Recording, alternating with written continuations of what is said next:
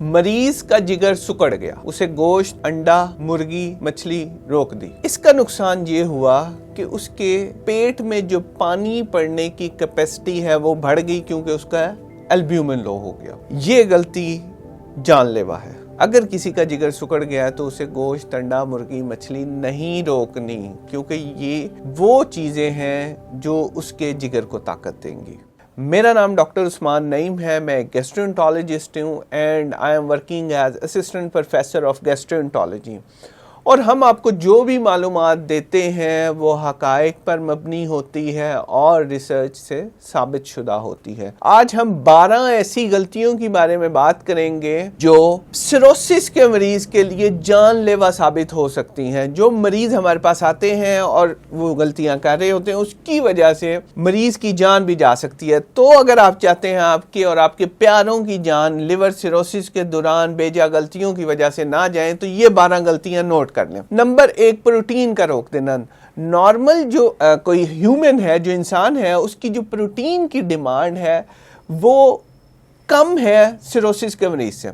अब सिरोसिस का पेशेंट जो है, जिसका जिगर सिकुड़ गया है, उसे जब आपने प्रोटीन की मिकदार पूरी करनी है तो वो कैसे पूरी करेंगे? अगर गोश्त, अंडा, मुर्गी, मछली रोक देंगे। जब आप ये रोक देंगे तो इसका एल्ब्यूमिन लो हो जाएगा, एल्ब्यूमिन गिर जाएगा। जब एल्ब्यूमिन गिरेगा, पेट में पानी भी पड़ेगा, गुर्दे भी खराब होंगे, मरीज भी गनूदगी में जाएगा, उसके पट्टे भी कमजोर हो जाएंगे, उससे चला फिरा भी नहीं जाएगा।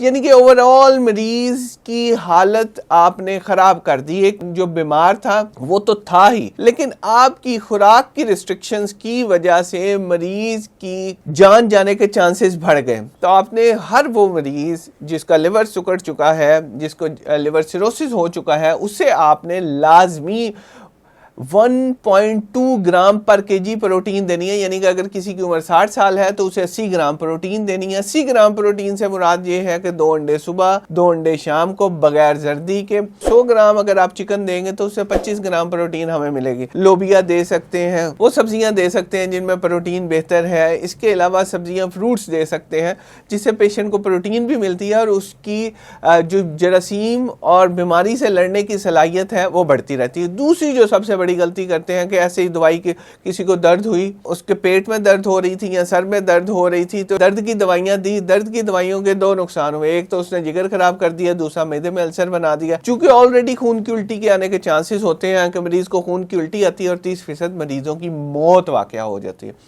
तो इसलिए आपने लाजमी इस चीज को मेक श्योर करना है कि उन्हें कोई दर्द की दवाइयां विदाउट प्रिस्क्रिप्शन ना दें, बल्कि कोई भी दवाई ऐसी ना दें जिसका लेबल ना हो। तीसरा जो काम किया जाता है, जो सबसे बड़ी गलती है, वो ये है कि पैरासीटामोल एक दवाई है जो जिगर को नुकसान पहुंचाती है। एक खास हद से ज्यादा इस्तेमाल कीजिए। तो पैरासीटामोल जो है वो आपने 3 से 4 गोलियों से ज्यादा इस्तेमाल नहीं करवाना। जड़ी बूटियां, अनलेबल्ड दवाएं, इस बात को समझने की कोशिश करें। जो जिगर है वो कमजोर है, लेकिन वो जिस तरह 2 गुर्दों की बजाय 1 गुर्दा भी हो तो काम तो चल जाता है, आपकी वो जिंदगी गुजारने में हेल्पफुल है। लेकिन उसको आपने तंग नहीं करना। तंग नहीं करने से ये मुराद है कोई जड़ी बूटियों का इस्तेमाल नहीं करवाना, कोई अनलेबल्ड ऐसी दवाइयां जिनका कोई नाम नहीं है वो दवाइयां इस्तेमाल नहीं करवानी। बहुत से मरीजों का जिगर सुकड़ा होता है, उनका निज़ाम चल रहा होता है, लेकिन एकदम से जिगर फेल हो जाता है। उसकी वजह ये होती है, हमें किसी ने कहा था जी वो दवाई खा लें, वो जड़ी बूटी खा लें, वो मिकदार खा लें। हम उनसे पूछते हैं कि भाई तुम्हें जब बताया गया था कि ये चीज़ें तुम्हारे लिए नुकसानदेह हैं, आपने कोई चीज़ बगैर पूछे किसी मुस्तनिद मुआलिज के नहीं खानी, तो वो कहते हैं डॉक्टर साहब ये तो नेचुरल चीज़ है। तो फिर उधर जवाब दिया जाता है ऐसे तो ज़लज़ले भी नेचुरल हैं, सैलाब भी नेचुरल हैं, बहुत सी चीज़ें जो नेचुरल हैं वो आपको नुकसान पहुंचाती हैं। आपको और एक और फैक्ट बताता हूं, जैसे सब्ज़ चाय है। सब्ज़ चाय का नेचुरली पीना एक और चीज़ है, उसका एक्सट्रैक्ट पिएंगे तो उसमें सब्ज़ चाय का जो इंग्रेडिएंट है उसकी मिकदार बहुत ज़्यादा हो जाती है। इसलिए आपने इस चीज़ में नहायत एहतियात बरतनी है। कोई जड़ी बूटी इस्तेमाल ना करें, कोई अनलेबल्ड दवाई इस्तेमाल ना करें, कोई भी चीज़ ऐसी इस्तेमाल ना करें जिस पर ट्रायल नहीं है, जिस पर रिसर्च नहीं है, जो साबित शुदा नहीं है। अच्छा, 5वीं गलती ये है कि वैक्सीन नहीं करवाते। हेपेटाइटिस सी का पेशेंट आया, उसका इलाज हो रहा है, उसे कहा जी बी की वैक्सीन करवा लो, कहता है अच्छा करवा लेंगे, अच्छा करवा लें। अब जब हेपेटाइटिस सी के साथ हेपेटाइटिस बी होता है या हेपेटाइटिस ए या ई होता है तो उस हेपेटाइटिस सी का नुकसान जो है वो 100 गुना बढ़ जाता है। जो निज़ाम चल रहा होता है, मसाइल कंट्रोल में होते हैं, वो एकदम बैठ जाते हैं। तो इसलिए हर मरीज जिसका जिगर सुकड़ चुका है, उसे जो बीमारी नहीं है, जैसे हेपेटाइटिस ए, ई और हेपेटाइटिस बी नहीं है, तो हेपेटाइटिस ए, ई और बी की वैक्सीन करवा लें। गलती नंबर है 6, वो ये है कि हर 6 महीने बाद जिगर सुकड़ने के बाद अल्ट्रासाउंड जरूरी है, ताकि देखा जा सके अगर खुदा न खास्ता कोई रसोली बन रही है तो उसे हम खत्म कर सके। मसला ये आता है, पेशेंट ठीक हो जाता है, वो खुद में अच्छा महसूस कर रहा होता है, वो अपना अल्ट्रासाउंड करवाना छोड़ देता है। जब अल्ट्रासाउंड करवाना छोड़ देता है तो साल 2-1.5 साल बाद एकदम से आता है कि पेट फूल गया, पेट में दर्द होनी शुरू हो गई है। जब अल्ट्रासाउंड करवाया जाता है पता लगता है जिगर की रसोली हो गई है। तो इसलिए लाजमी है हर 6 महीने बाद अपना अल्ट्रासाउंड करवाएं, और अल्ट्रासाउंड करवा कर किसी मुस्तनद मालिक से अल्ट्रासाउंड करवा कर ये देखें कि खुदा न खास्ता कोई रसोली तो नहीं बन रही। इससे अगली जो प्रॉब्लम हम फेस करते हैं पेशेंट्स में, वो ये है कि पेशेंट्स को कहा जाता है आपके पेट में पानी जमा होने के चांसेस है, नमक की मिकदार कम कर दें। वो नमक बिल्कुल बंद कर देते हैं। नमक बंद करने से 3-4 नुकसान होते हैं। एक तो खाना नहीं खाया जाता, फिर प्रोटीन नहीं ली, पेट में और पानी बढ़ जाएगा। उसके अलावा नमकियात की कमी हो जाती है, नमकियात ख़राब हो जाते हैं।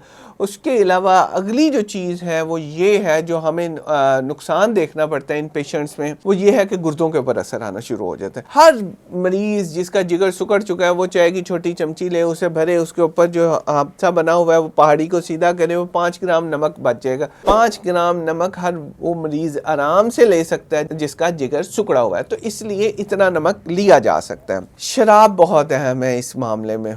जिगर के लिए अगर कोई चीज़ सबसे ज़्यादा नुकसानदेह है वो है अल्कोहल। अल्कोहल को मुकम्मल तौर पे तर्क करना पड़ेगा। और इसमें एक और चीज़ बताऊं, जो जिन लोगों का जिगर अल्कोहल की वजह से सुकड़ता है, अगर वो अल्कोहल को ख़त्म करते हैं, अल्कोहल ना इस्तेमाल करें, तो हमने ऐसे भी लोग देखे जो लिवर ट्रांसप्लांट की लिस्ट पर थे, वो उस लिवर ट्रांसप्लांट की उन्हें ज़रूरत ही नहीं पड़ी। लिवर ट्रांसप्लांट तक से बचत हो सकती है अगर अल्कोहल से छुटकारा ले लिया जाए और अल्कोहल इस्तेमाल ना की जाए। बाजार से खाना, गंदा पानी, गंदी खुराक, ये हेपेटाइटिस ए और ई करते हैं। जिस तरह हेपेटाइटिस बी के साथ सी हो जाएगा तो नुकसान 11 गुना बढ़ जाएगा, इसी तरह हेपेटाइटिस ए और ई हो गया तो नुकसान 11 गुना बढ़ जाएगा। तो इसलिए हेपेटाइटिस सी का पेशेंट या अल्कोहल की वजह से लिवर सुकड़े हुए का पेशेंट, उन्हें हेपेटाइटिस ए, बी, ई हर वायरस से बचाना है। इसलिए आपने बाहर से गंदा खाना नहीं खाना। एक टाइम का खाना आपने खाया नहीं,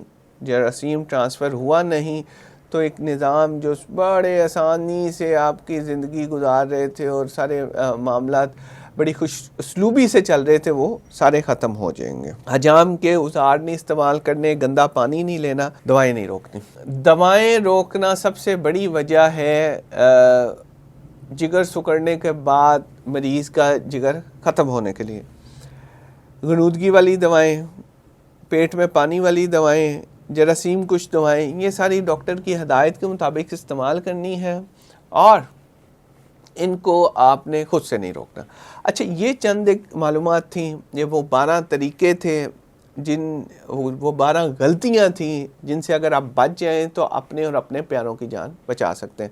अगर आपको ये मालूमात अच्छी लगे तो आगे शेयर करें, लोगों के साथ शेयर करें। हो सकता है इस मालूमात से हम किसी की जान बचाने में कामयाब हो जाएं। बहुत शुक्रिया।